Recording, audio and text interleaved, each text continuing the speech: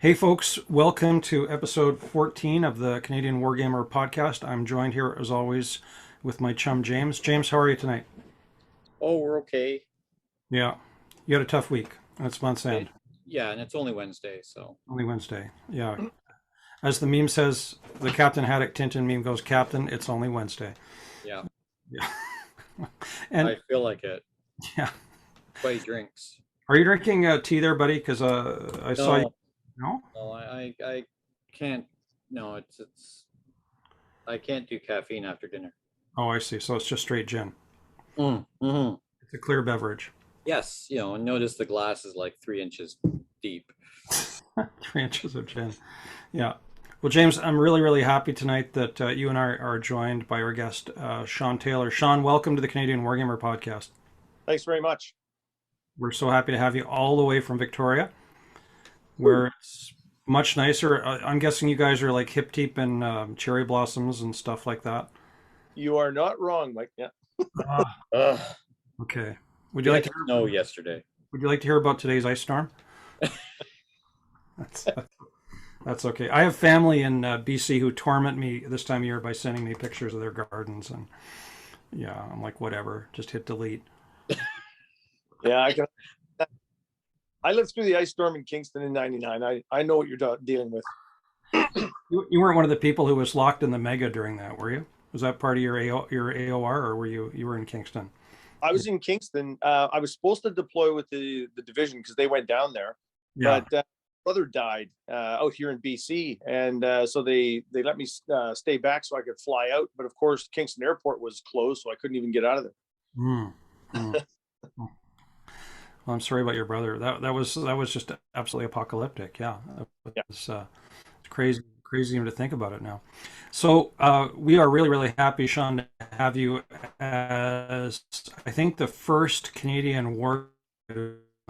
We had a couple of Canadian figure manufacturers. We have had heads of clubs. James, have we actually had a Canadian real games developer on the podcast? I don't think so. Well, me. Well, yeah. I mean, you're a co-host, right? You're on the payroll. You don't count. Right. Uh, well, I mean, Bob Birch has done some, but he's mostly there for the figures. I think he gets, it's a Kurt Hammett Yeah. chops him with the rules design. So Yeah. So we're yeah, gonna call Shawn the yeah, it's first, their the first. first real Canadian rules. Yeah, that's And fair. Shawn, I'll you're allow it. well known. You're well known for your work with uh, Dr. Kevin Dunlop and your friend Robin on Great War Spearhead, and we want to hear a lot about that tonight. But you've also got a large stable of your own rules, and we're hoping to hear more about that. So we're just going to ask you to do what all of our guests do, and just sort of give us your bio, and particularly your wargaming bio, and then we'll take it from there. Okay. Thanks very much. I would like to start with my bio because I think it really sets me up for, or sets people up to understand where I'm coming from, being a war gamer. So, like many young guys born in the early '60s, um, both my mom and dad served during World War II. All of my uncles served, and my grandfather on my mom's side actually served in World War One with the 10th Canadian Expeditionary Force Battalion, Mhm. now the Calgary Highlanders, and he was highly decorated. Won a what is it now? I knew I'd forget it when I was going to say it. Meritorious Service Medal. So Wow. awarded to warrant officers and below, and it's second only to the VC for valor. And that's one of the reasons why my love for World War One is so deep, because I heard those stories when I was a young fellow. So whipping through quickly, I'm the youngest of seven. All four of my brothers served, two for just one stint and two for over 25. My oldest sister was going to serve, but she got pregnant and couldn't, and she never went back to it. She just sort of let it go. And I served 2 years in the Rocky Mountain Rangers. Well, 16 months in the Rocky Mountain Rangers, the militia regiment. And I got a little bit of Class B call out time with the 3 and 1 Battalion PPCLI. And then I went Navy when I went Reg Force, and I did 37 years. Uh, I was lucky enough when I started writing Great War Spearhead to be in Kingston, which, of course, as you know, with the Army's staff school there, and the library they have at Fort Frontenac, I was blessed with some books that you can't find almost anywhere else in the world regarding World War One. So I got to delve into that. My career, I was 19 years as a Chief Petty Officer First Class. I ended up, my last 7 years were in senior appointments. I was the base chief out here in Esquimalt. And then just my last 2 years were setting up the Naval Personnel and Training Group formation. So I didn't get paid as a formation chief at that point, but it was a brand new position that I stood up, and they brought me in there for that.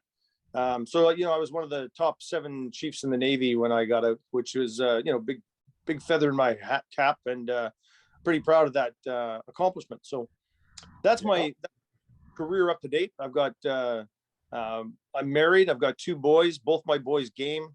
One games with me on a regular basis here in my garage, which is where I am, which is my gaming room. And so that's where I come from. I've got a martial background, and I've been collecting miniatures in the form of plastic natives and cowboys or cavalrymen from back when I was 3 years old. And I remember getting my first Airfix sets when I was 4. I got the 8th Army and the Africa Corps by Airfix, the old plastic ones, right? Yeah. And ever since then, I have been enthralled with miniatures. I didn't get into miniature gaming right away, but I had at one point every Avalon Hill war game. I started collecting them at 11. Mhm. Oh, I had them all at one point that you could buy. And, I played over Waterloo and Battle of the Bulge and Midway and Richthofen's War millions of times. I'm sure if you add them all up, well, maybe millions is an exaggeration, but you know what I mean? Like, we wore them out. Like, the counters actually had hardly any writing left on them by the time. wow. Yeah.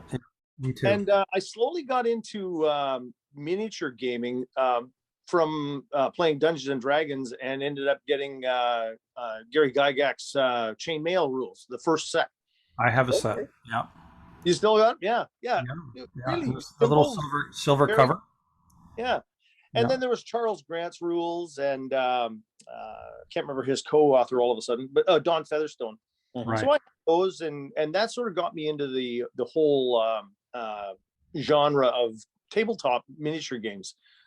And from there, it sort of went on a back burner when I became an ordinary seaman in the Navy, because I wasn't living on the ship, but pretty much. And if you've ever been on a ship, you've got 6 square feet of space that's yours, so you have no room for miniatures or board games or anything else. So it sort of all went to the side. Yeah. But when I posted ashore for my first time, I was a radioman, so I got a lot of shore time, because you do about 2/3 of your career ashore. So when I got posted ashore, I met these guys just through bumping into them in a game store, and they were miniature gamers. So I actually, my first metal army that I collected was Nicaforian Byzantine, and from there I just took off. Like, I started to get into the whole thing. And somewhere along the line, I started doing play testing. I can't remember the exact time, but I was doing play testing for Artie Conliffe. And I'm sure you've probably heard of Artie's rules. He's got Spearhead, he's got Crossfire, Shaco. Yep. Some solid sets of rules. Absolutely. So I was posted over to Aldergrove at the time, and we were doing play testing for Crossfire and Spearhead. And after we did the Spearhead, I started mucking around with Spearhead on my own, because I thought it had a real easy fit into World War One. And that's always been my first love, if you will, of gaming, has been World War One, but very, very difficult to find a good rule set anywhere when I was younger, right? The closest that came to a good set was Over the Top, and it sort of got 3/4 of the way and then stopped. It became too clunky at a certain point.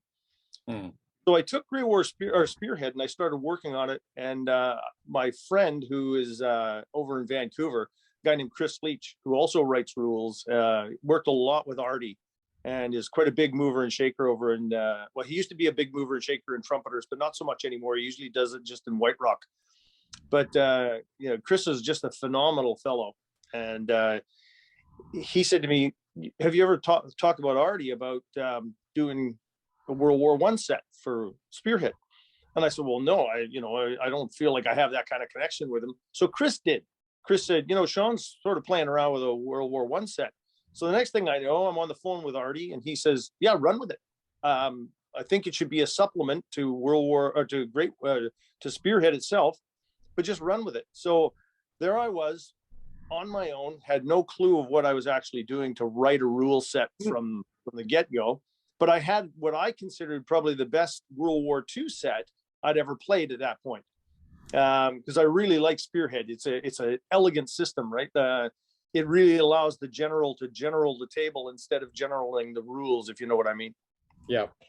And so I tried to find a method to get to where I needed to be. So the first thing I thought is, what scale do I want to do this in? Do I stay with Spearhead's scale, which is one stand is a platoon? I thought, yeah, that works. that should capture what I'm looking for. Because I did have a very specific message in the game that I wanted to get across. And that was commanding an army in World War One, even when you know everything there is to know about that army and where the terrain is and where the defenses are and everything else, is not an easy task. So when I started doing it at the platoon level, I didn't find I was getting the right capture.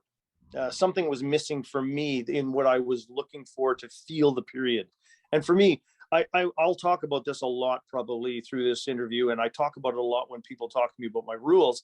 I want my rules to feel, for the gamer, to feel like they are in the period, executing whatever level action we're executing. It should feel like you're in the mud in World War One and trying to deal with moving a division from point A to point B to take a piece of land, not just a bunch of pretty models moving across a table that looks really cool but doesn't really mean anything. And it could be, some of these rules right now are so generic. You could put medieval knights on one side and German Waffen SS on the other. It wouldn't matter. It's the rules are so vanilla, right? So I first tried to get the scale right, and I did that just with a bunch of plastic miniatures glued onto chopped up cardboard, just to see, to get the space right and the time right and the scale right. And once I got that, once I realized the platoon was too small, I went, okay, well, the next logical step is to go to the stand as a company. And oh my God, it just took off. It was almost like I couldn't control it. The game just built itself from that point. Building the TO&Es, the table of organization and equipment. I don't know how many people are going to listen to this, so it's easy for us military guys to fall into TLAs and FLAs, and I got to be careful with that. So I'll try and spell it out first. So table of organization and equipment, orders of battle, or BATs. Those were really easy to build at the company, to the battalion, to the brigade, to the division level, and even corps. Once into the army level, it gets a little bit ethereal, and below that, the writings, well, because they didn't really concentrate much on the platoon until about 1915. So if you're trying to make a platoon level action prior to 1915, you were almost by guess and by gollying it. You got as good information on a platoon from probably the Franco-Prussian War, or maybe down in the Boer War, as you would in Flanders in 1914, if you were looking at the British Empire, for example. So I took that and I started to build on it. And when you think World War One, most people have I don't want to sound rude when I say this, but they have a gross misconception of World War One. So I hear all the time, oh, I don't like trench warfare. Well, neither the troops. And the reality, trench warfare was nothing more than a tactical time period for everybody to learn how to not fight trench warfare. I know that's a little bit convoluted, but honestly, they didn't know what to do with themselves, so they dug trenches, especially on the Western Front, because the artillery was so powerful. Nobody had a clue of how to deal with the artillery, which we could now outshoot rifles again, and could shoot as fast as some of the like, you know, an artillery battery could outshoot an entire brigade of infantry. So they had to find a way to deal with that. And of course, the machine gun threw another loop into it. And then you had aerial observation and eventually aerial strafing and bombing. And the poor guys, like, you know, you hear the term over and over again, lions led by donkeys. Well, yeah. nothing further from the truth, in my opinion. And you guys both served, and you understand. I think, you know, at a quick glance, if you've been in the field, even for a training exercise, you can understand how quickly things derail, and you can understand how long it can take for somebody to develop a way to not have it derail the same way. So imagine generals were doing, and some of these guys, like, I mean, you look at the British are probably the best example. They had never put an army in the field of bigger than 25,000 men in their history, right? In the peninsula, which is, you know, Wellington had 25,000 British. Sure, he had a 72,000 man army, but there was 25,000 Portuguese and another 12,000 Spanish, right? So 25,000 Brits and then some allies. So when they went over across to take the BEF over, you had division commanders commanding a division where they had never seen anything bigger than a battalion in the field.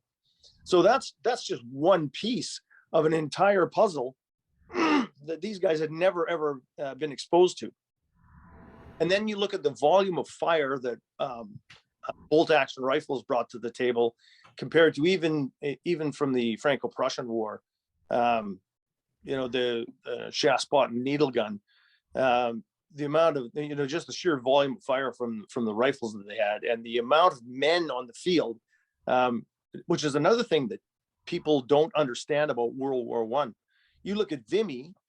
Vimy is on roughly a 10-kilometer front, right? And the Canadian Corps, supported by two British divisions, one on the south flank and one actually part of the main assault as a follow-up division.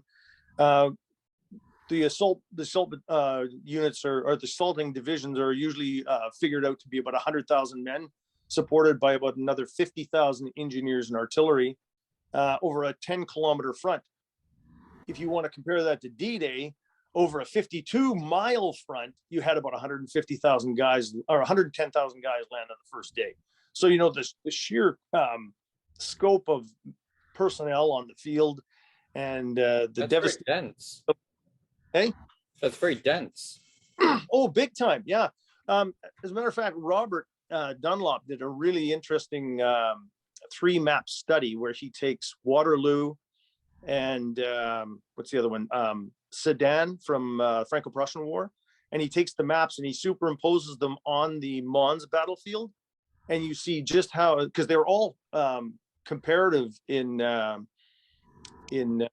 numbers of men in the field, and then you superimpose Mons on something like Normandy, and you just go, holy smokes! Like it sort of blows you away when you think of how dense the battlefields were in World War One compared to World War II. And that's something that's one of the things that with a lot of the skirmish games that you see for World War One, I think they really miss, because you don't get the right feel when you look at most of the battlefields you see. Like you know, some of the battles, like Two Fat Lardies do some really interesting rules, but I just get a sense that their ratios are way off. And if you look at how devastating a machine gun could be in World War One, there is numerous accounts of a single machine gun holding up an entire battalion or even a regiment all by itself. And you don't see that in miniature games because in most of the miniature games, because just it means all your pretty models disappear right away. Which is unfortunate, because it gives a real, to me, it gives a real poor indication of what the actions were actually like. So when if you ever play a game of Great War Spearhead, like my oldest son, he says it's one of his favorite rule sets, because every time he plays, he gets a knot in his stomach when he's doing his command orders at the beginning, because he knows if he doesn't get the command orders right to start with, it's really, really difficult to now fix that. And that's the way it should be. That's World War One command and control, right? You only had a certain ability to change whatever you decided was going to be your plan of action once the troops were launched. I mean, it does happen, but usually you had to let them take their objectives or get to their objectives. And then it would take an hour or so, which in Great War Spearhead terms is usually 2 turns, before you would even be able to achieve another order change for those guys to carry on to another place, or, you know, do a different task. So it's that was my whole concept of operations, to really show people the difficulty of trying to make combat combined arms work in World War One, and to capture that feel and the essence of what I thought, what to me is World War One, which is lots of artillery, difficulty in controlling your troops, and how do you achieve that breakthrough and then get the success from it. And it's not easy, but when you do it, you know, you like, I tell you, you play Vimy, for example, and I played Vimy probably 11 or 12 times. And the Canadians have lost. Most times they win. But when you win, you really feel like you've achieved something. Like it's not just, oh yeah, that was a good game. It's like, wow, that was, and that's one of the things I like about it, is you can really see how things rolled out. Robert talks about this a lot, is, you know, the terrain is so important, and you can see why certain things happen in certain ways. So that was where I kind of wanted to go with Great War Spearhead. I think that the legacy of it sort of speaks to itself. You know, it's been around since, well, Great War Spearhead originally came out in '99, and then we redid it into Great War Spearhead 2 in 2013. So nothing's really changed, except that we took the original supplement and put it all together in a standalone book. Right. So it really speaks to itself on how it stands the test of time. Yeah, well, there's a whole lot to unpack in there, Shawn, for sure. I was thinking as you were talking, I remembered Over the Top, which I think was a set of rules published by GDW. Yeah. And I remember the gaming group I was in. Yeah, we looked at it, and some people actually ordered like little armies from Irregular, I think, but nobody had any idea what to do with them, with the rules, and the whole project just sort of died stillborn. And then, yeah, otherwise, I mean, I can think of the occasional mimeographed skirmish set of rules, but I'm struggling to think of anything other than your rules for the First World War. And I guess there's a lot of reasons for that, as you said. The idea that the period is kind of fundamentally unplayable, that's a misconception. You know, so it tends to break down, in my experience, either into you know, like the opening Guns of August kind of scenarios, or trench raiding games, right? Like Two Fat Lardies Through the Mud and Blood. Yeah. So you're taking it to, would it be fair to say, to an operational level, or yeah, the game works best to have when you have a core fighting whatever it might be on the other side. Like if you're defending with a core, you want to be attacked by, you want the attacker to have 2 or 3 core. right? And that's best. Like we've refought the Marne, we've redone Vimy, we've redone Cambrai.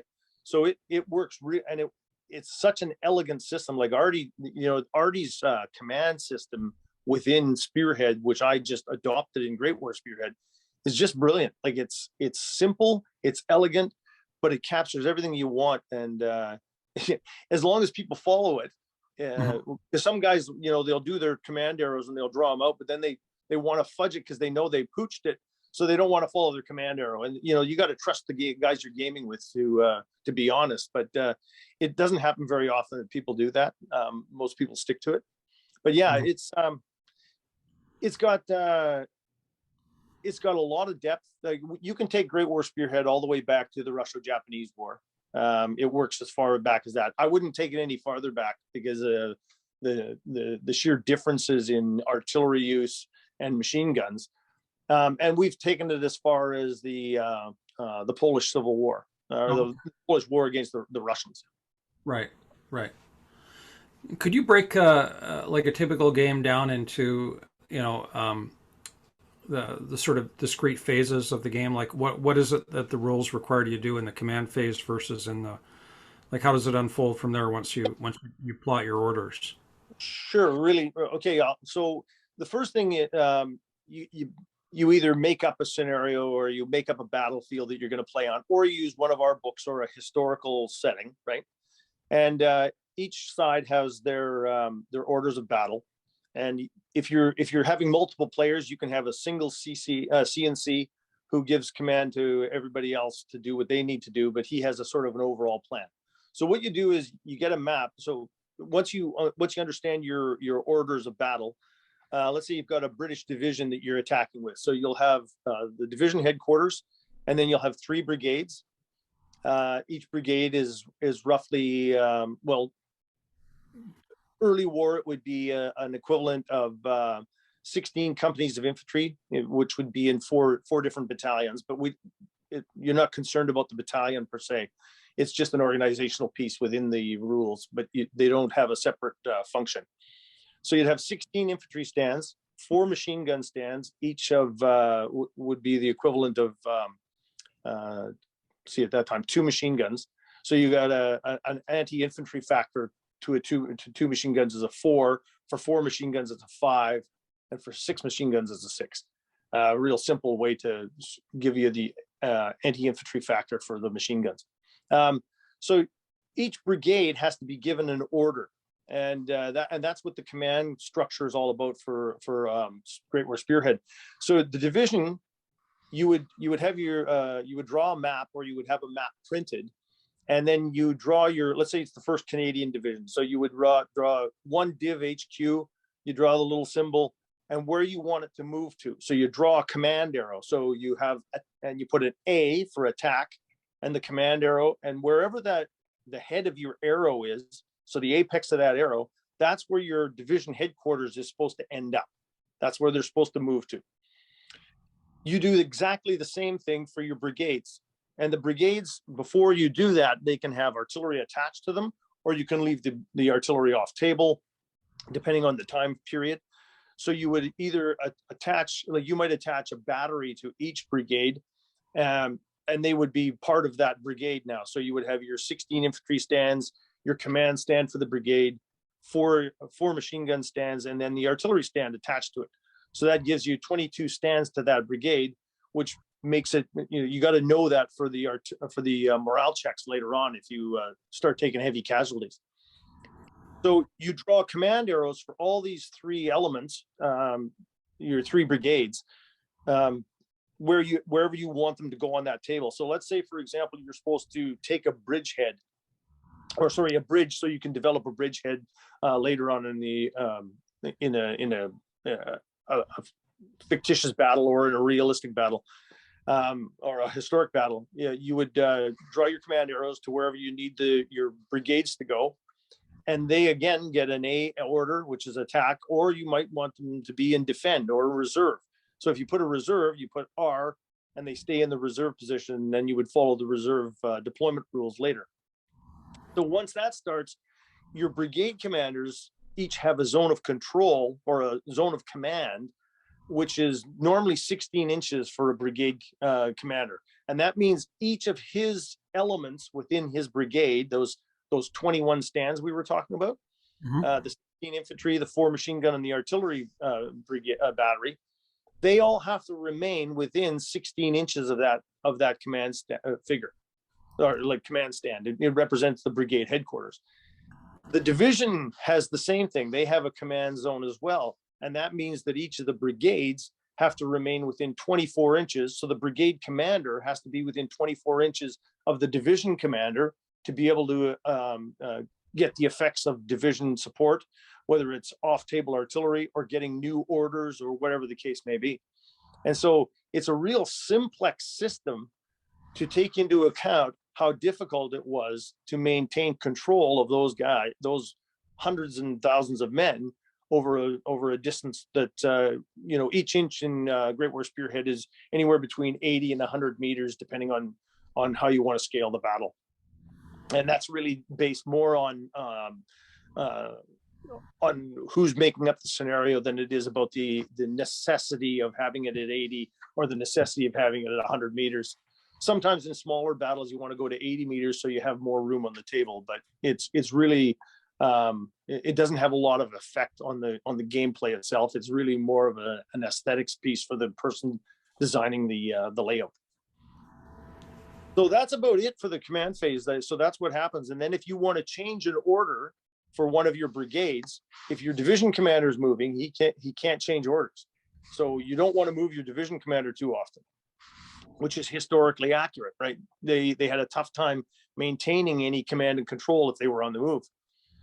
So once you're in place, though, you can try and change an order, and depending on which nation you are and what year it is, you have an ability to change an order that is based on a D6 die roll, and you're either successful or you're not. So if you, let's say, for example, your first brigade got up to a hill and you were pretty sure the enemy was going to be on the other side, so they get there. Once they achieve their objective of their order, they automatically go to a defensive stance so they can defend the position that they've taken. So if you wanted to try and change that guy's order, you have to write an order change, which is another map, like another drawing on your map. But if you don't get a successful order change, then they just stand there. So they stay in the defensive stance. They can still react to the enemy when the enemy shows up, but they can't move forward, which can cause you to lose all the initiative that you just developed by finding that the enemy hadn't defended a very important place. Mm-hmm. Mm.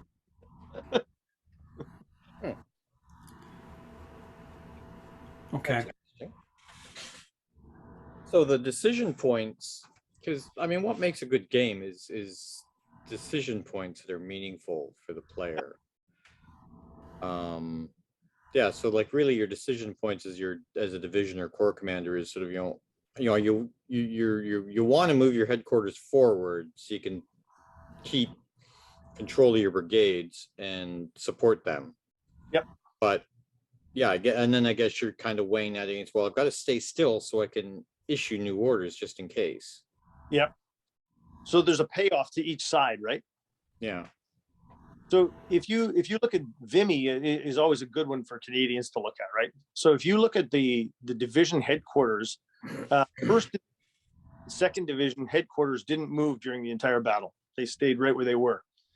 Third division, fourth division was supposed to move, but they never managed to get off the ground, right? They had a tough go of it. But the third division actually had for lack of a better term, a detachment of the headquarters move forward with the British third division so that they could keep command and control. So they linked back to the division headquarters proper with this detached headquarters. And that allowed them to keep command and control when they were up on the German gun line. Mm-hmm. Okay. So, and then the fighting between company stand is is very simple. Yeah. I assume. Yeah. So really, the concept of ops was you wanted the person to take on the role, like I wanted the person to take on the role of a corps commander. And it can go up if you have more people, but generally a corps commander, right? And good staff college principle, you only look 2 levels down, right? So as a corps commander, you're worried about the division and the brigade. As the division, Right. you're worried about the brigade. And in Great War Spearhead terms, because we don't break down into the battalion, you're really worried about any of the division assets. So, your division mortars, your artillery, that kind of thing. So I tried to keep it so you were only looking 2 levels down. And also, if you're a German commander or a French commander or an Italian commander, you would automatically think that your company is the equivalent to the opponent's. So in a battlefield environment like we're trying to show, they should be equivalent. The rest of it should be based on how well you can do combined arms to achieve your effect.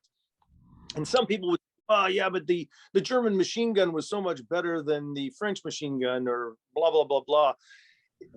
That actually all becomes pretty much moot in almost every situation when you look at it beyond the sheer tactical point of view of a few seconds or a few minutes on the battlefield. And Yeah. that, I mean, that very rarely made him a huge impact in the greater aspect of a battle. I mean, you could look at something like the Newfoundlanders trying to get through the gap of their own wire and losing 90% of their guys, but that is not necessarily an anomaly, but it's something that they should have never done tactically, but they didn't have the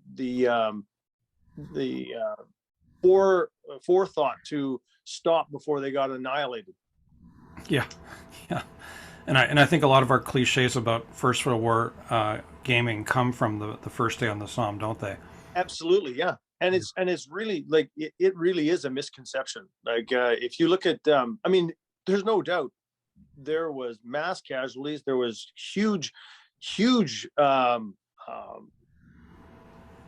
of artillery and machine guns on the Italians, but you got to look at the size of the armies they were dealing with too. I mean, holy smoke! You know, Verdun. The Germans had 1,400 guns lined up on a space that was about 6 miles wide.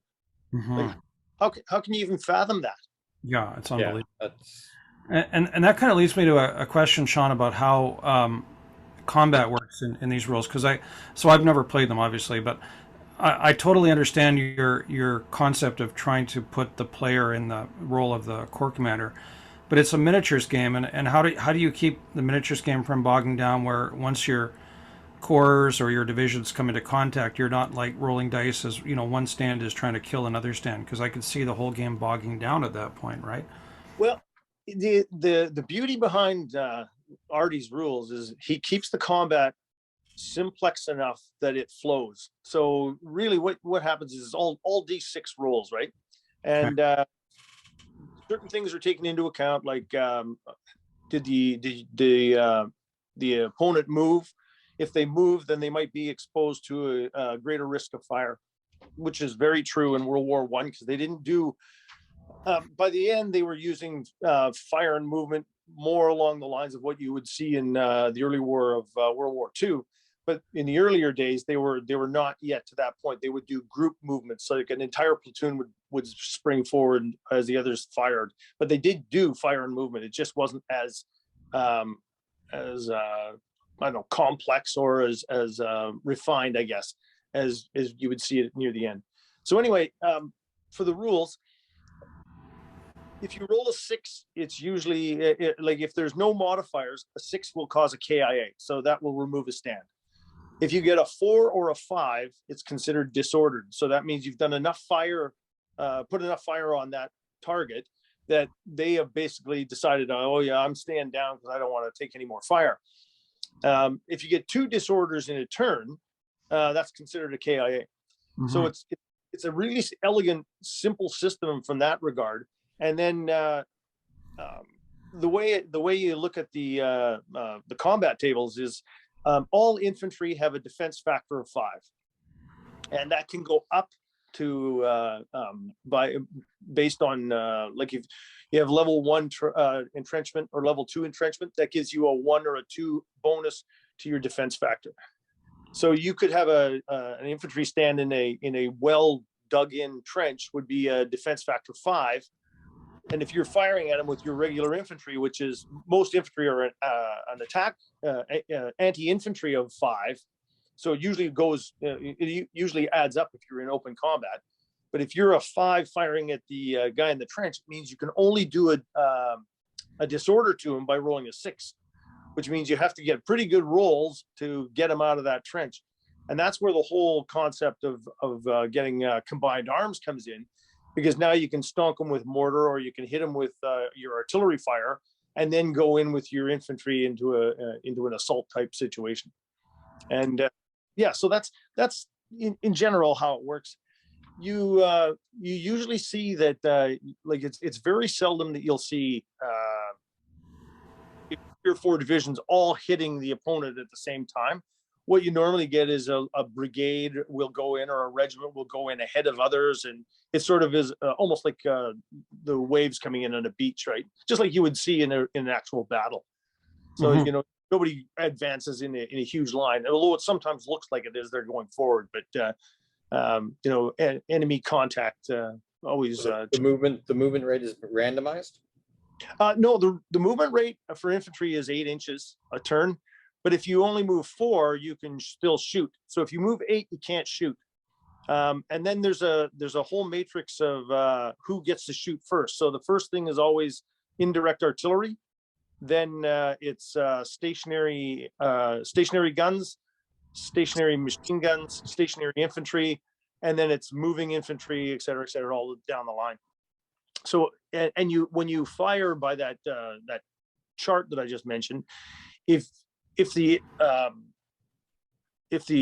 indirect artillery takes out 4 of your infantry stands in a battalion, they're gone before you even have a chance to fire. And so when you're coming at a guy, you want to make sure you're trying to suppress them before you ever get close to them. And that's all part and parcel of how the game, how the real battles rolled out. And that's why preliminary bombardments and box barrages and all that kind of stuff became so prevalent and basically the norm. And that's all worked into the rules as well. So like, there's a big difference between playing an open battle, 1914, and let's say a 1916, late 1916 game. Not only do you have trenches in the 16 game, but you have so much more artillery, and you get counter battery fire. You can use gas. It's all in there, just like you would find on a World War I battlefield. And it can be, you know, when I get new players, I try and tell them, don't jump right into fighting the Verdun type scenario or the Somme. Step through it, go, and that's the way the scenarios are laid out in the rule book. Actually, is we try and walk you through sort of the open combat World War 1914 era, and then walk through slowly so that you get the concepts of how everything works, and then you get into that the Somme where the British 10th Corps went across at Deep Valve. Mhm. Yeah. Yeah, and each period of the war, as you said earlier, is so different, right? So the 100 Days is totally different than 1916. You know, Oh yeah, yeah. You've got tanks, you've got artillery spotters in aircraft using wireless sets to talk to batteries. I mean, it's a whole different world of technology. So yeah. yeah, and actually, I if I wanted to. This is just me speaking off the top of my head from what I know about the period, but if I wanted to get into First World War gaming, and your rules make it very tempting, I'd want to either start at the front or the back. But you've also got a whole pile of other scenarios, like your website, Taylor Wargaming. You've got a vast range of, you and Robert Dunlop have, you're interested in the Gallipoli campaign, you're interested in you're doing some work on the Italians and Austrians right now, I think. Yep.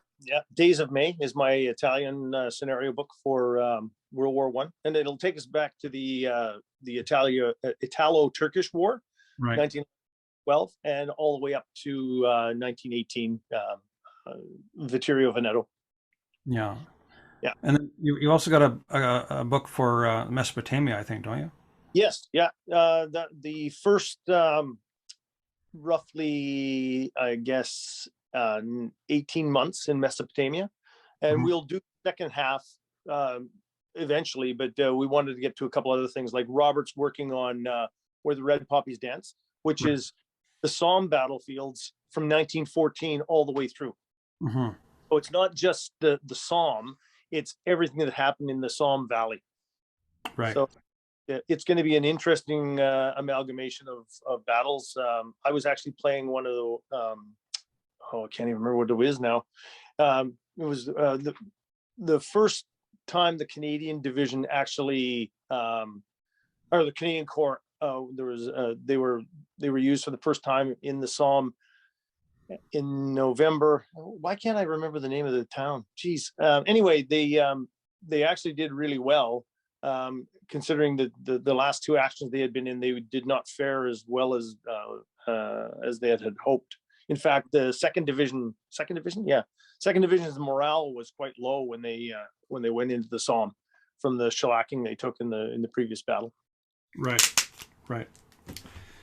And the other thing that really struck me listening to you and Robert talking to Shawn and the God's No Skill podcast is, the amount of primary research that you guys do. Like, I was really struck by his, your partner Robert's, actually looking at the German regimental histories for the opening, months campaign, right, and actually finding that the so-called British Mad Minute wasn't as deadly as the British like to say it is, right? Yeah, and we actually caught a lot of flack for that, eh? Yeah. We had Jack Sheldon's book on the Mons, and we both sort of went through that. Robert actually told me about it, so I bought it. He was already going through it, plus he has a lot of the regimental histories that he could get, because not all of them are available for the Germans, because some of them were destroyed in the bombings during World War II. But he was going through them because Robert speaks fairly reads fairly fluently in German and speaks quite well as well. And Jack Sheldon said the same thing when he started going through the graves, and he took huge amounts of flack for what he said because he wrote a whole book on it. And if you haven't read Jack Sheldon's works, it's just amazing research. I highly recommend any of his books. Although I got to warn you, if you're a Canadian, you pick up the Vimy book, you're gonna be going, well, that's not what I know, because it's a bit different. When he and I talked when I was doing the Vimy game for or getting prepared for the Vimy game in Ottawa, when we put it on for the 100th anniversary. Jack said, Shawn, read the book, but remember to read it with a clear eye, because he said you might find some of the stuff offensive as a Canadian. I said, well, why would I find it offensive? Because it's not probably what you were taught in school. I said, I'm used to that. I was in the Navy for 37 years, Jack. Don't think you can fool me too much. But yeah, there's a couple things in there you're going to be going, huh, I didn't know that. Yeah, so Robert is,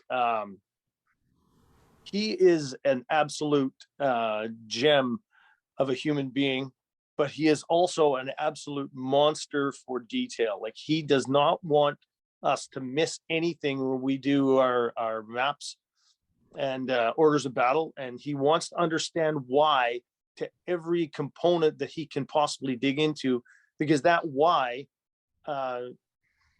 something is Pozier, I think was the battle I was going to talk about. Mm-hmm. Pozier, there's getting to Mokert Farm, there's just a tiny little dip from the Canadian side when you're looking over Mokert Farm, and why it was such a nasty place for the 2nd Division to take. There's just a little dip where the farm is.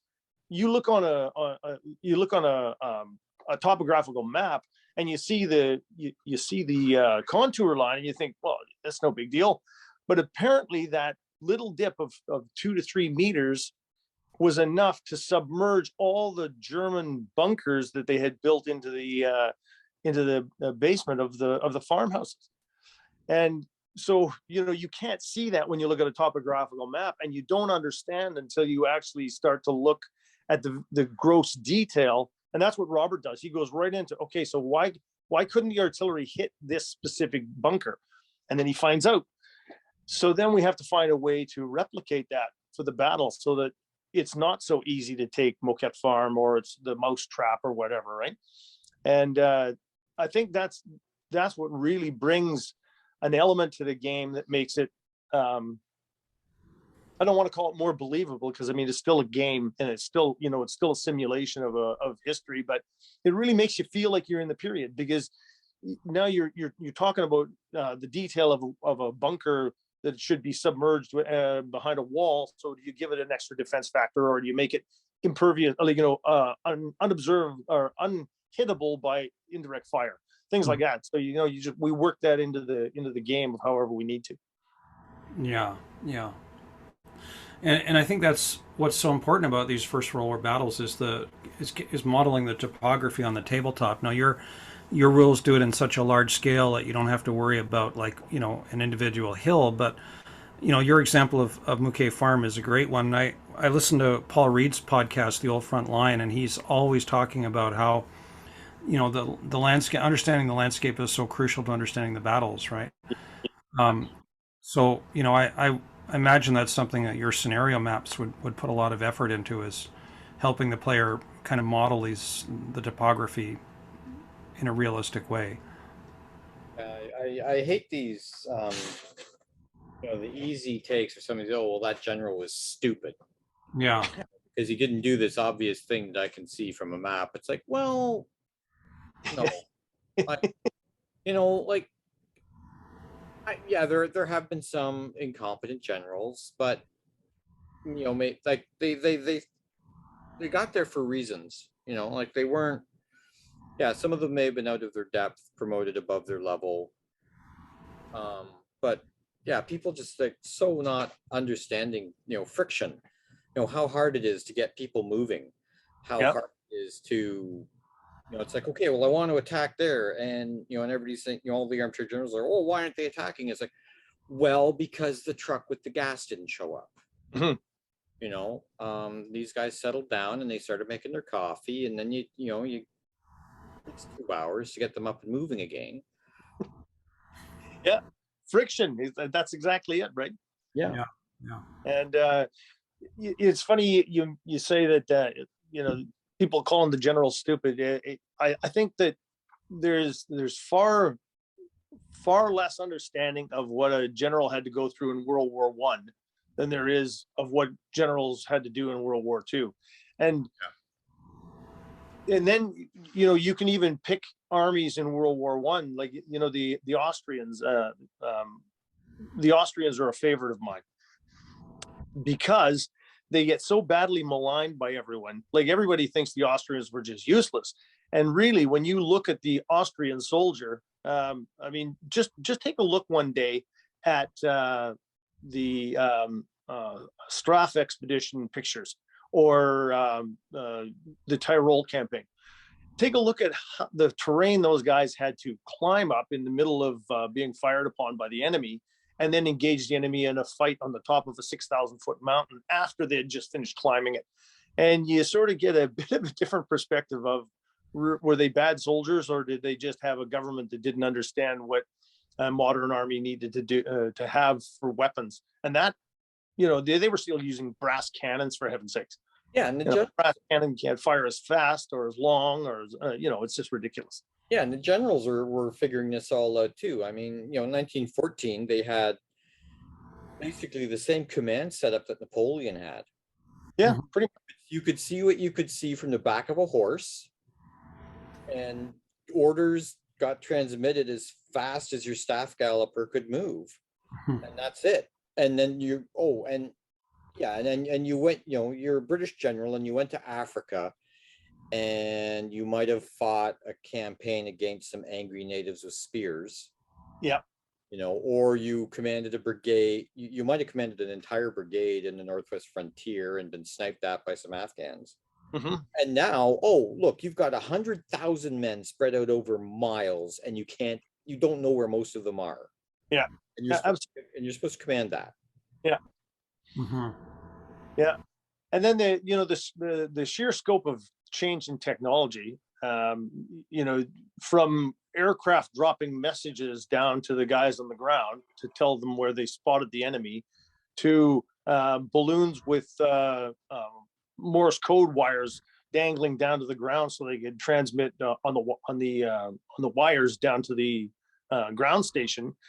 And then by the time you hit the end of the war, you've actually got radio sets that maybe not as reliable as you would hope, but they were still radio sets, wireless, that were out in the fields and in the aircraft. And so the scope is just mind-boggling that they even managed to not kill everybody. Yeah. And some of the the science taken to war, like the using sound detection to to plot positions of enemy batteries for Oh yeah, for counter battery fire. your counter battery plan and Yeah. stuff. That's Yeah, I just find the whole thing so fascinating. You know, it's just the good news is I think that people are starting, you know, at least in our community, people are starting to understand a little bit more. I think some of the books that have come out in the last few years have a better take than the old contemptible books that were the only ones available when I was a kid. You know, the only thing you ever heard about the French is they mutinied, and yet, you know, the French army, if they hadn't stuck around, there wouldn't have been a Western Front. So, um, again, an army that's badly maligned. And who were the ones that were most successful at on the first day of the Somme?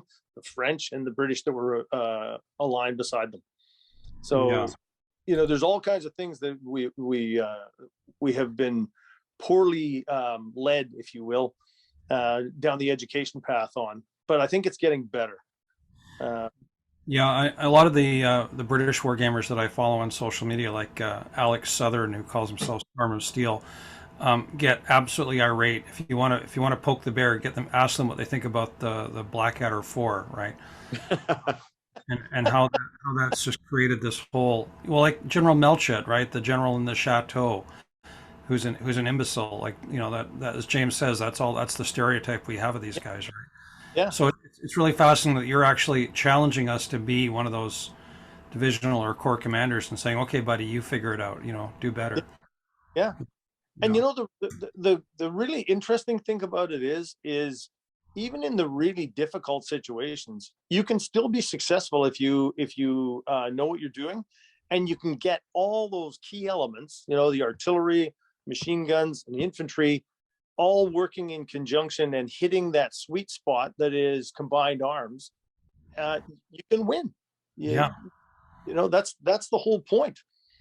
It's not just a foregone conclusion. I mean, it looks nasty when you're the defender too. Like my son, we played a game 4 weeks ago on the Strath expedition, Austrians against Italians, and the Italians only have a single division on the table.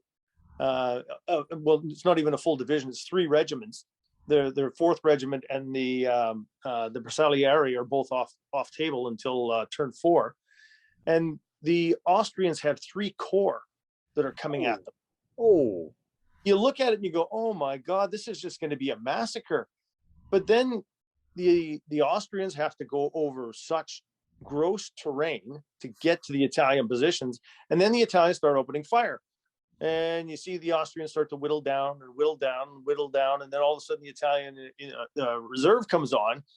And all of a sudden, what looked like it was going to be a juggernaut that was just going to blow the Italians away is now this, in some places, this fragile remnant of a husk of what was a division. And then the Austrian commander's just going, "Hold on, guys! Come on, we can do it." It's just unbelievable to watch it roll out, because you know, it's not. And then the Austrians actually won that game. It was a really interesting fight, and it went almost like it did historically. The Austrians were a little faster in how quickly they broke the Italians, but it was really interesting to see. Oh, sounds like a great game.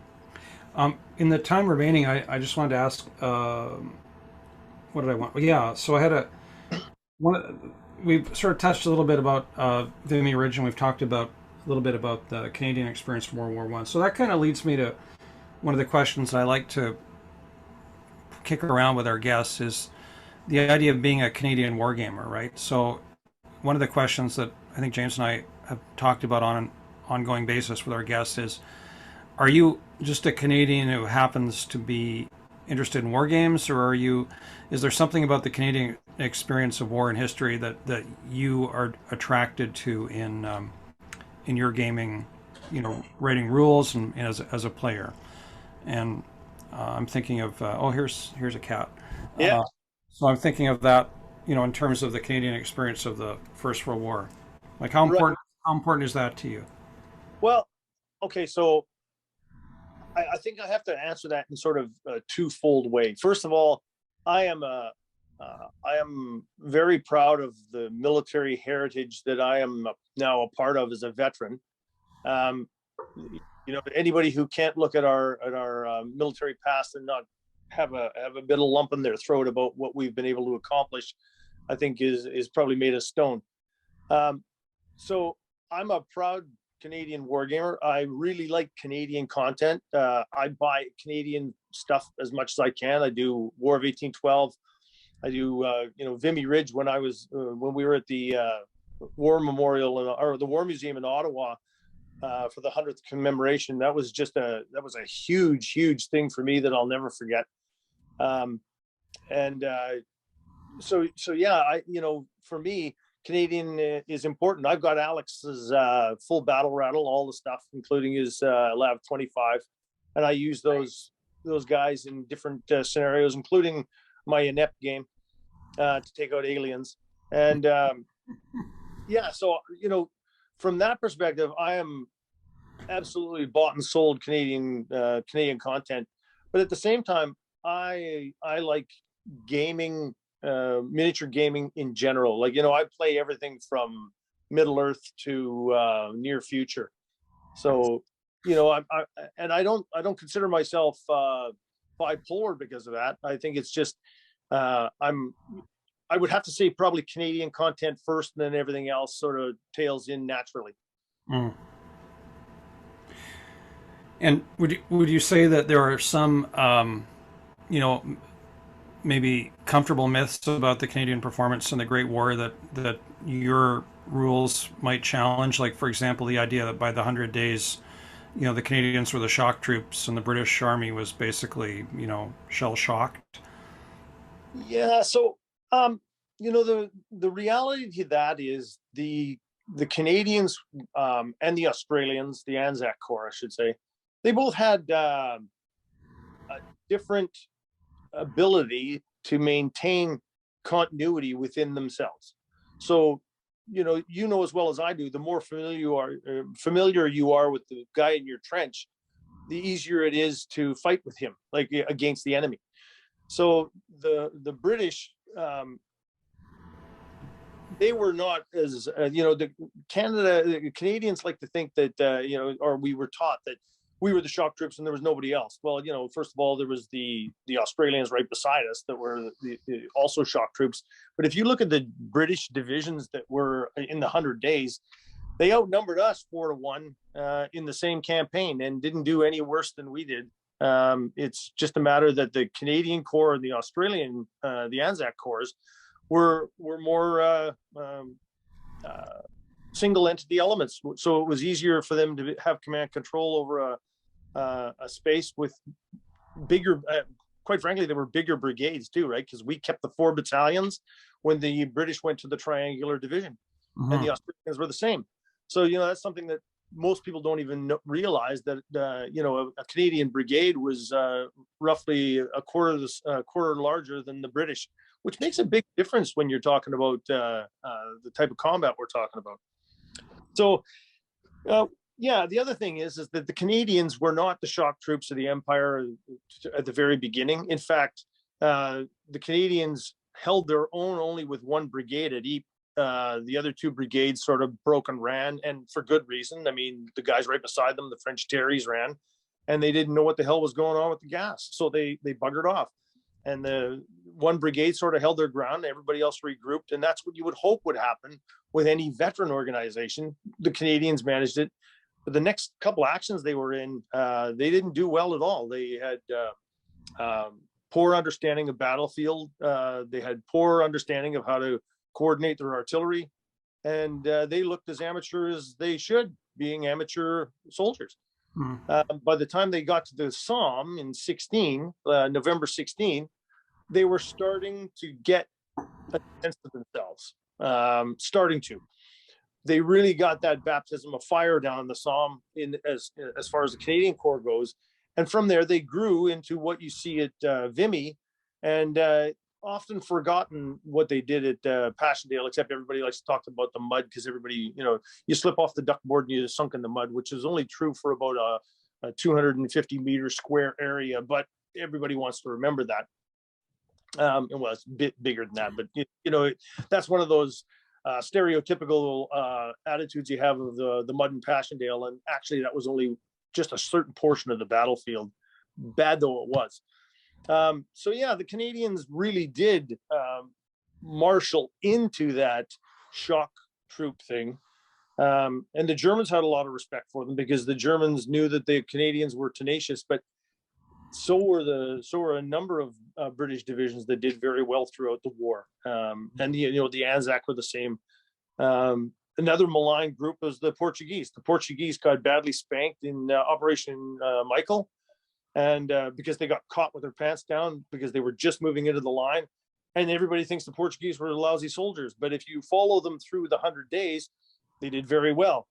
So there's a lot of misconceptions in that kind of thing. And yeah, Great War Spearhead does a good job of I think it does a really good job of capturing the elements of that type of thing. And you can see that those were misconceptions. They're not truths. Mm-hmm. Mm. Yeah, it's one of those periods where it's one of I think the more I read, the more I realize I either I remembered something incorrectly, or I just didn't know it, or I was working with a stereotype about. So it sounds like if you really wanted to immerse yourself into your rules and all their supplements, you could spend a lot of gaming time on this period. Just a last question about Spearhead. Obviously, I think the scale that you're working at would favor small figure scales. So would 6 mil be optimal for what you're doing?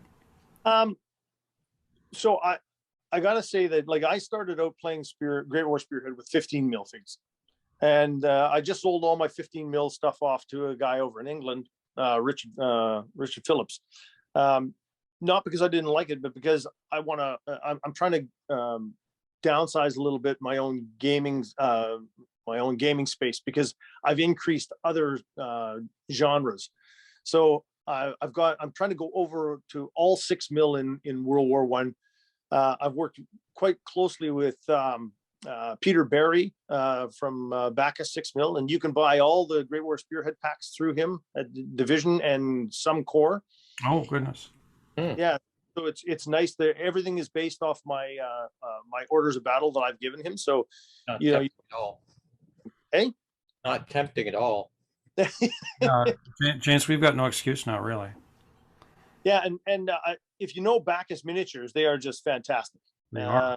Peter does a great job on them, and he's a gem of a human being too.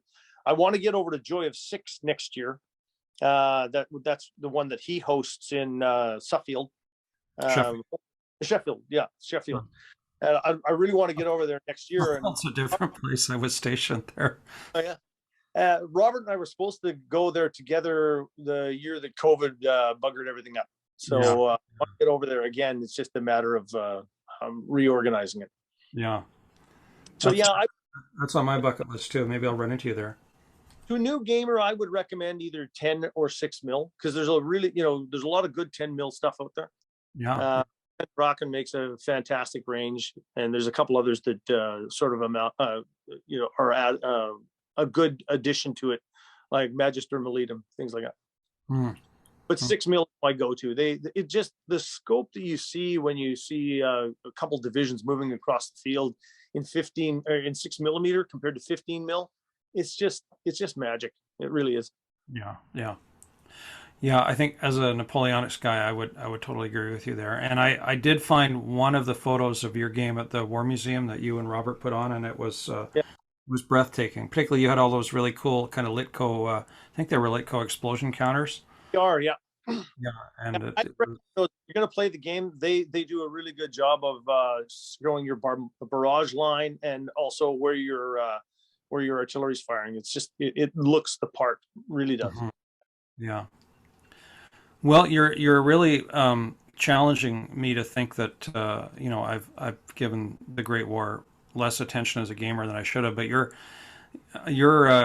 rules don't stop there, and you and I were talking before we turned the mics on about your other rule sets. Do you want to just sort of take us through your stable really quickly?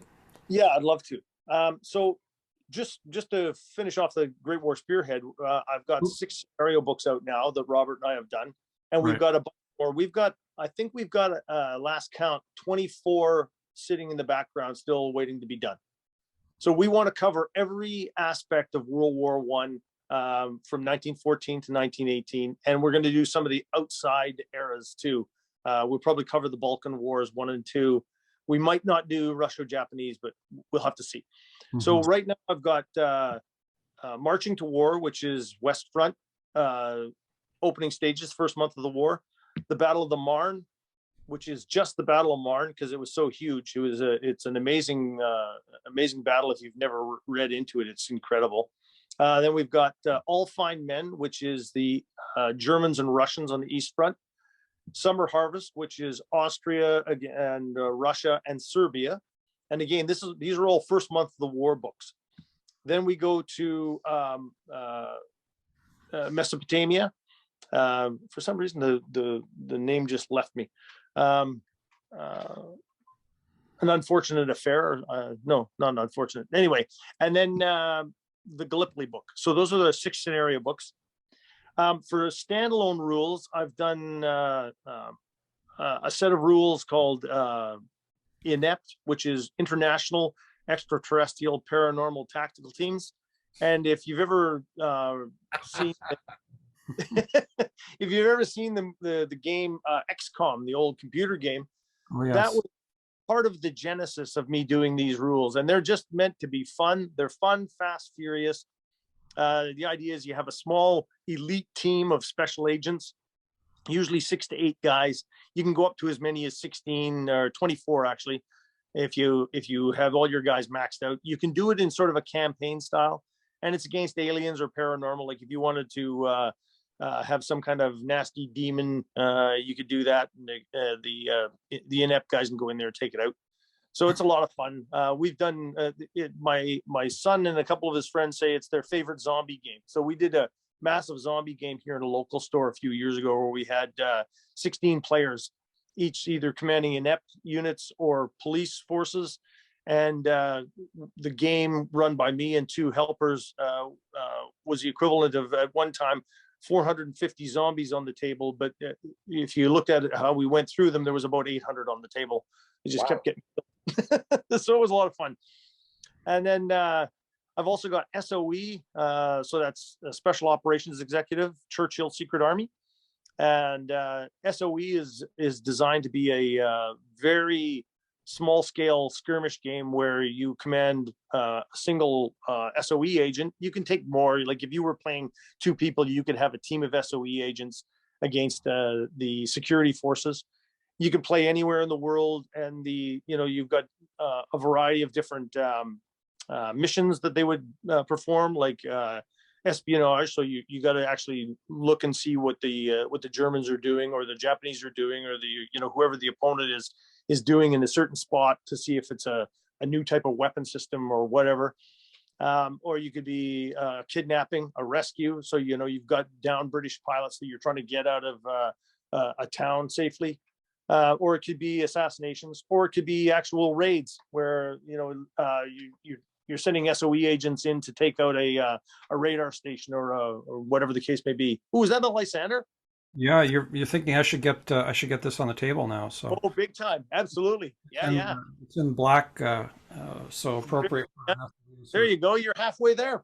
Halfway there, yeah. And then my final set of rules. Well, I'll mention there is one other one, but I'll mention it sort of in passing because it's only meant to be sort of a silly, fun thing. But the other one I just did via Kickstarter, which is it's sort of exploded for me. Exploded, being an independent writer and producer of rules, and I publish my stuff through Lulu. It's tough to crack the market, but I've got over 150 sales of Mourir pour l'Indochine, which is Indochina, France, 1945 to 1954. And it's book 1. I'm doing a second book on that. And I also have about roughly 100 scenarios that I'm going to put into a book, all based on the French and the Viet Minh.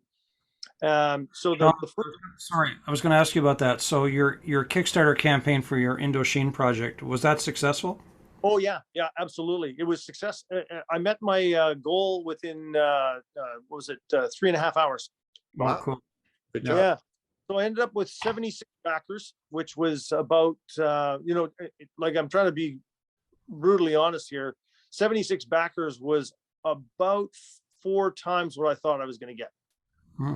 So I was really, really happy with that. And since the Kickstarter ended, I've doubled sales. So like, it's just, it's a really interesting set of rules. Like, if you like jungle warfare, this really, my playtest team that I work with here, my sons and a couple other people that we game with all the time, they they say, man, oh man, it feels like it's gut wrenching, because you really feel for the French when they're trying to go on a patrol or trying to secure a base, and you see all these Viet Minh, and the Viet Minh are saying, man, that French firepower just makes you cringe every time you get close, because all of a sudden your battalions or your companies are disappearing.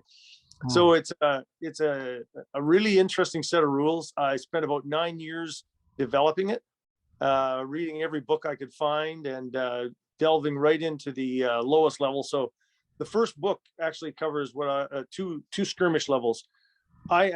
Individual skirmish, which is one soldier is one model, and then skirmish plus, which is one model is 3 soldiers in real life. So basically a fire team. So you can play anything from a single sniper getting chased around by a squad of troops, which is not a lot of fun. I wouldn't do that, but you can go that low if you want to, and you can go right up to a battalion, like a Viet Minh battalion assaulting a French company position. Hmm. Hmm. And then my last set of rules is just one that I did up because, like, I'm a big horror fan. Like, I love horror movies and horror stories and things like that. So I did up this set of rules that they're just meant to be just a joke, right? They're fun. They're a gas to play. We laugh a lot, but they're beer and pretzels, and it's called Terror at Camp Nightfall. And it's basically you're either the murderer or you're one of 6 camp counselors who try and survive the night while the murderer goes around killing people. Right, right. So that's my stable of rules today. Yeah. I'm working on SOE, Spy versus Spy, which is the Cold War. So it'll be, if you want to think of it as James Bond on the table, that's kind of what it would be. Oh. So that's one set of rules. I'm working on a skirmish set of World War I rules that I call Platoon Commanders War 1914 to 1918. I'm working on Warrior pour l'Indochine Book 2, which will take you from your maneuver elements will be the company and battalion. So you'll be able to fight Dien Bien Phu in one fall swoop if you want to. Not that it would be any fun, but yeah, still there. Fire. And then of course a whole bunch of scenario books for Great War Spearhead too. Hmm. So, and we're also working on Great War Spearhead 3, and the reason why I'm saying that is because people will ask about it. We are working on it. There is no change to the rules themselves. What we are doing is we're going to clarify some of the questions we always get, especially on brigading guns on the table and things like that. We're going to clarify all that. We're going to put in pieces that we've added in over the years since the rules were released, like the villages are not in the rules, but they are something that we added in supplements. So we're going to put that in. We're going to put in the new naval gunfire, which is more accurate than what we used to have. And I'm going to clean up the orders of battle, and I'm going to clean them up, meaning refine them to a clearer state than what we had available to me when I wrote the original rules, because more data has come out on a few different topics. And I'm going to expand the order of battle a little bit more, putting in a little bit greater fidelity for certain armies because they deserve it. I didn't do it the first time. It was a supplement to, and so I had a limited amount of pages I was allowed to use when I was working with Artie on the original set. So we just kept the same thing when we went to Great War Spearhead 2, but it deserves a sort of a remix, if you will, and a bit more fidelity. Wow. And that's it. It's going to be, basically upgraded. We're going to put a little bit more history in there so that people understand why certain things work certain ways. Because some gamers will be as lazy as they can possibly be about a period, but if you put it in front of them, they'll read it. So we'll put a little bit of history in there as well. Wow. So that's it. That's where I'm going in the next few years.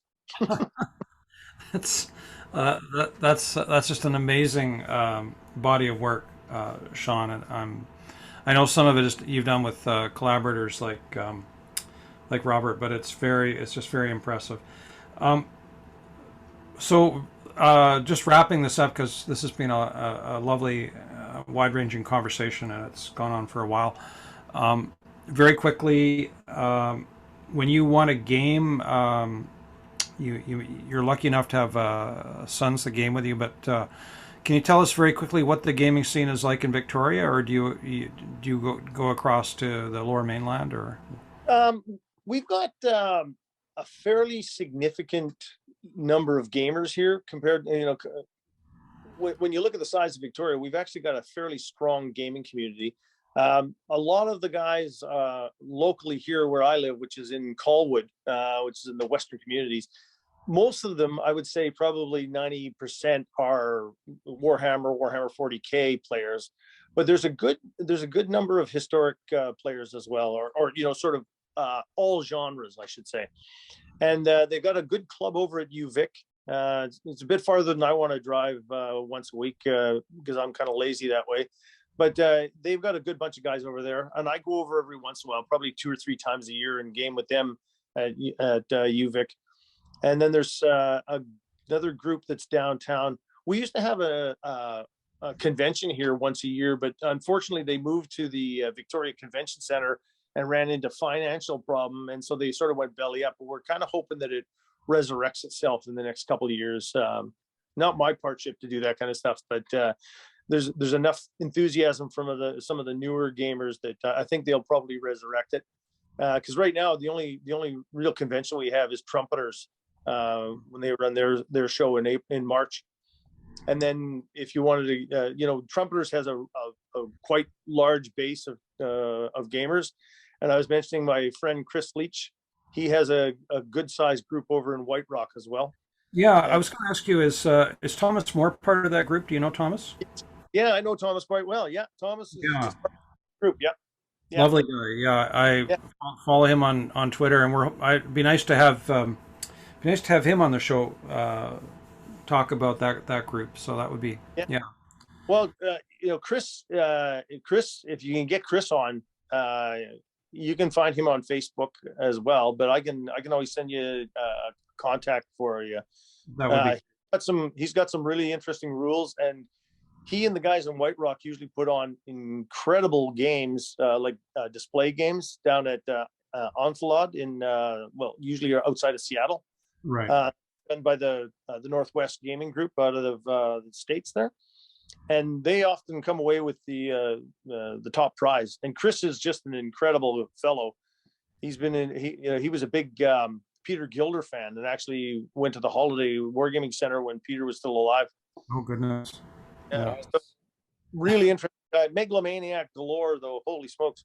And he's written a couple set of rules as well, and he's got a couple more that he's working on. So yeah, he might be an interesting guy to talk to. Lovely, thank you for that. I will. I'll talk to you offline about maybe getting his contact info. Yeah. And finally, I'm going to do exactly what. Yeah, that's my Swedish computer. I'm going to do exactly what Shawn said to you as he closed. When you were on God's Own Scale. First of all, we'd love to have you back on the podcast sometime, catch up with you. Be happy to. And secondly, if you have 1 or 2 titles for our virtual library, which isn't as big as Shawn's, but it's got we're slowly working on that. So do you have a couple of titles for us? I do. Actually, I've got 4, if you don't mind. Sure. 2 books each from 2 different authors. So I'm not sure if I'm going to say this name right, but Mark Zulecki, Oh yeah. Tragedy of Dieppe, Yeah. and Ortona. Yep. Right. Pretty And then solid book. from Terry Kopp, Fields of Fire, Yep. and Cinderella Army. And anybody who hasn't read those 4 books that's Canadian, you better go out and buy them right now. Well, I've read 3. Yeah. Terry Kopp gives a whole different perspective to the Canadian Army from World War II. And I think everybody needs to read those. Yeah. I was almost in tears a couple of times at the Tragedy of Dieppe. It's just incredible. Mhm. 4 really good books. Like, as a proud Canadian wargamer, I think these are musts for every Canadian wargamers library. Yeah. Yeah. Dieppe reminds me. Have you read? I want to say, get his name right. James O'Keefe's book on Dieppe that came out last year. No, The one I where haven't. the one where he argues that it was really all about Enigma. Interesting. There was a TV program on that too. I Yeah. don't know if it was a book, but I remember seeing part of the TV program. Yeah. Yeah. All- It's an interesting thesis, and as far as I can tell, it's really well researched. But I'm yeah, gonna he's have to look it up now. yeah, he's another Canadian to watch on Dieppe for sure. Yeah. Well, this has been great, and we're so grateful for your time and your enthusiasm. And your body of work is, like I said, super impressive. I'm going to put links on the pod notes to your Lulu store and your Great War Spearhead page on Facebook and a couple other things. Perfect. So once I get that done, I'll send it to you. And if you have any suggestions or additions, let me know, and I can edit that. So Perfect. Okay, thanks. yeah. So thanks very much. We'll look forward to having you on the podcast again at some point, and hopefully see you in person sometime. Cheers. Yeah, you bet. Thanks very much. All right. Okay. Hey. We're going to say goodnight. I'm just going to ask James to stay on for 3 minutes while we wrap up, and then we're done. Okay. All right. James, I just wanted to, before we go, I just wanted to hold up to the screens a little package that appeared in the mail. Oh, This is hey. one of, whoa, sorry, he's all going all over the place. This is one of Bob Murch's Cossacks. Yes. And here's the other guy. You can see him in a nice fur hat. Yep. So Is that I've the got, one for Ukraine? yeah, these are Bob's Cossack figures that he is selling to raise all the proceeds from the sales of these figures. They're in pairs. They go to the UN High Commission for Refugees Fund for Ukraine. Fantastic. So we are giving away 2 sets. Here's one set. Dr. Tunk's House of 3D Figures. Oh, very scary, eh, kids? Scary Cossacks. That's Yes. that one. Ooh. Yes. Oh, so we are giving away 2 sets of these figures. Here's how you can get a set. You have to find us on social media, and that's not very hard because we have a Facebook page, the Canadian Wargamer, on Facebook.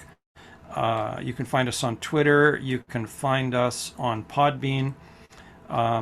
If you're listening to this then or watching this on YouTube, that you've probably found us already. And then to be eligible, we're just asking you to leave leave some comment saying, I watched the show, listen to the podcast, like the figures. We don't ask for any money to do this podcast, and we're not on Patreon or anything. We do this because we believe in Canadian wargaming, and we want to tell stories. That's right, eh? The story of Shawn. Yeah, and that's right. So that's what we're all about. It's just a passion project, and yeah. So leave us a comment on social media, and we'll pick a comment and at random, and send you a set of these figures. So, all right. Again, thanks very much, Shawn, for being on. And speaking of, just one more thing before we go. This just occurred to me. I just thought this was so cool that we were talking with you tonight, Shawn, about the Great War. And today, D&D announced that they had identified the remains of Sergeant Richard Musgrave, a Canadian soldier of the First World War. I don't know if you guys can see that, but there he is. This story was picked up by our friend Brad Lacroix, who runs the On This Day in Canadian Military History site, but he's another Canadian soldier that has been identified through forensic evidence. And I just kind of got a bit weepy when I saw his picture and thought, Yeah, he's going to get a proper burial, and some detachment of troops from the Canadian Forces is going to go over to some little cemetery in France and bury him properly. So I thought Very that good. was cool. Yeah. Yeah. Thanks. So anyway, this is to you, Sergeant Musgrave. Shawn, we have one thing that we do is we play people out. We finish the podcast with some music from the military tradition. The obvious choice for you would be Hearts of Oak, but with your family connection to the Calgary Highlanders, their original march is Highland Laddie. So I'm going to give you the choice, or maybe there's something else you'd like us to play. You know, I've stood up to Hearts of Oak, God knows how many times, and it's a great tune. But I have to say my strongest connection is actually to the Rocky Mountain Rangers March Past, if you have it, and that's Bridge Over the Water. Okay, I'll find it. I'm not going to play it right now because I don't have the band ready, but Bridge Over the Water. Yeah. Yeah. We'll have to give them some drinks first. Yeah. All right. All right. Okay, that's a wrap, guys. Thanks so much. Good night, everybody, and God bless. Take care. Good night, eh?